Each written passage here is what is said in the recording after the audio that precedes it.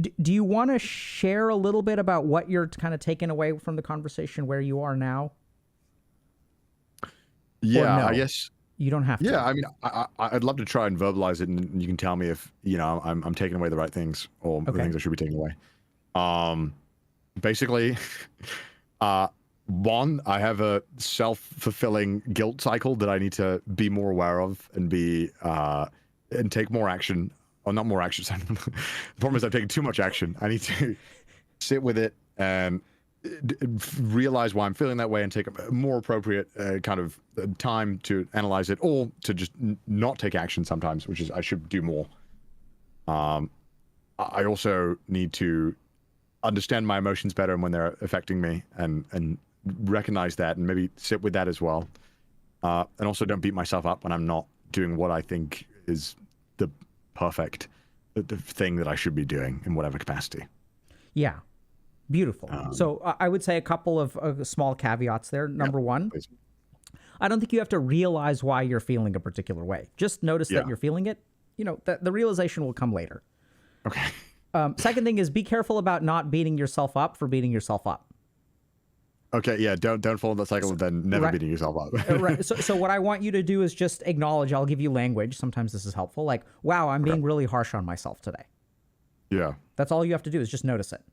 Not even that you have to change it. And if you're like, you can even ask yourself, like, okay, do I want to continue being this way with myself? And there are going to be days where you're going to be like, yeah, like this is actually what I need to do today. Yeah. So just add this awareness component. And it's beautiful. Like, it's beautiful. Yeah. Like, I think you've understood a ton. And my hope is that, like, I think you're going to be, I know you're doing really great, but like, it's like you're doing 100%, you're scoring 100% in like 8 or 9 out of your 10 classes.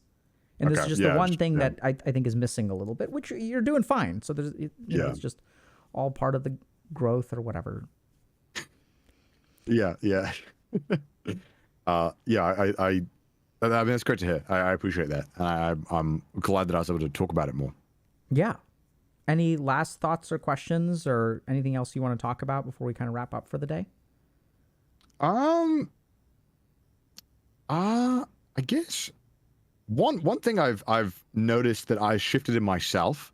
I'd love to hear your opinion on, or what you could kind of help me understand why this is. And I won't take up too much of your time.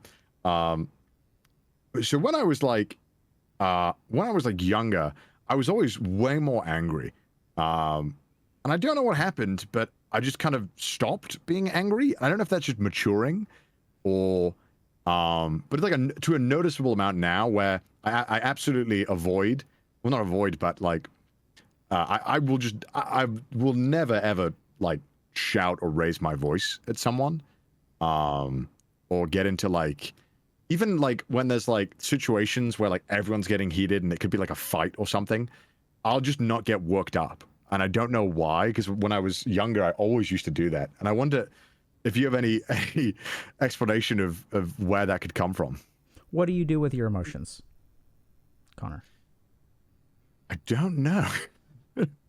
Okay, so how would you feel about yourself if you got angry? I'd feel ashamed if I got angry, like genuinely angry at something. I always get like online, I always get, you always get worked up and stuff. And I love complaining and getting fake angry in private, but it's not like a genuine emotion of anger. Would you let yourself get angry? I think I would, but I'd never want to show it. I feel like it's and in my mind, I associate with it being like an ugly emotion. Yeah. So I think, I mean, so the way that we become normatively male alexithymic is by suppressing our emotions. Yeah. And so I think that there's anger. I think you just do this weird thing where you take the things that you're angry at with other people, like your ex-girlfriend, and then you wind up blaming yourself through self-judgment. So if you want to know where it went, you stopped pointing it out there because it's ugly to show. It started floating around in here, and then it found a pretty good target. And hey, it turns out that like if you're angry at yourself and you're judgmental towards yourself, it really helps you a lot in life, because then you always want to be better. Why are you this way? Oh my God, why can't I sit with my emotions? How could I be so stupid? Yeah. That's anger, bro. Very guilty of that. right? Yeah, I'll only ever get angry at myself. There you go. Well, there it is. Yeah. Yeah. I think Where'd it go? You Yeah. just started pointing it inward because you would not allow yourself to point it outward. This you're not ready for, but at some point, you got to start getting angry at things outside of you as part of your growth. Yeah. Because this is where, I mean, the reason, going back to this relationship that you can't leave, it's because like you kept on getting angry with yourself instead of getting angry with them. Yeah. That's true. Because you wouldn't let yourself. It seems like such a simple thing to connect the dots, but I wonder how I was just unable to connect those dots for so long. Because you weren't taught how. Yeah, true. Right? I mean, that's what it's. You wonder how, like, even that, like, look at that. Like, what you feel that emotion behind? How could I? It's so simple now. Like, I could. Yeah. Self-judgment. Yeah. True. Because I feel like if I could be able to, if I'm talking to someone, I'd be able to recognize it pretty quickly in them, but I would never be able to recognize it in myself. Yeah, which I guess is a normal part of being human, I guess, in some aspects. Normative male alexithymia, because you turned off all the dials on internal emotional awareness, and you started fixing things through acting. And so that's the other thing. And it's really not your fault. This is normal. So once I start creating an environment, I mean, hell, you have a Google Calendar or whatever that's scheduled. You have external tools that keep you from feeling things. Yeah. And you figured out, holy shit, this is super cool. If I work 6 days a week, I try really hard to take 1 day off. I do. If you do all of these things, you can cultivate the right emotions within you. And then as you start to cultivate particular emotions in your garden, you can like prune all the anger. So where'd it go? You pruned it away.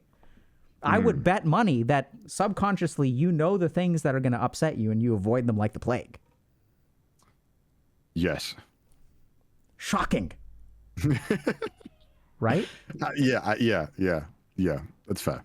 So at some point, you're going to have to start engaging with those things because now you're in a really tricky spot because if you can't afford to let yourself feel angry, that means that there's a slice of life that you can't engage in. I never thought about it that way, but that's really interesting. Yeah. That's a really interesting way of putting it. Cool. Damn. What a great question. Yeah. Well, I appreciate you. Yeah. I guess, I was always curious about that, and I never connected the dots for some reason.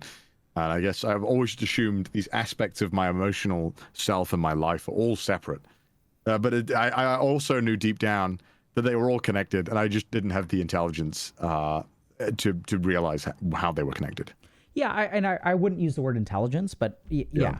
Right? I think it's just like, literally, dude, I went through this process. Like most people go through this process. And that gender gap is shrinking. But I would say 40 years ago, it was much more common in men. But like we still do this, where we solve our emotions on the outside.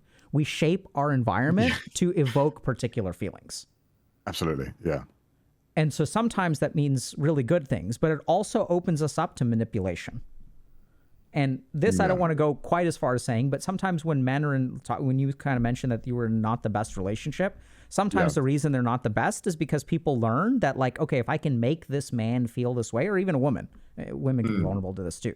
Anyone who solves, I see this a lot in women that are like put in very high pressure situations with tiger parents. Right. Where if I can make you feel a certain way, I can control your behavior, because the way that you manage your emotions is through behavior. You can't process it internally. So all I have to do is evoke an emotion, and then you'll dance like a puppet. And it is infuriating to be in those kinds of situations and not be able to control your emotions.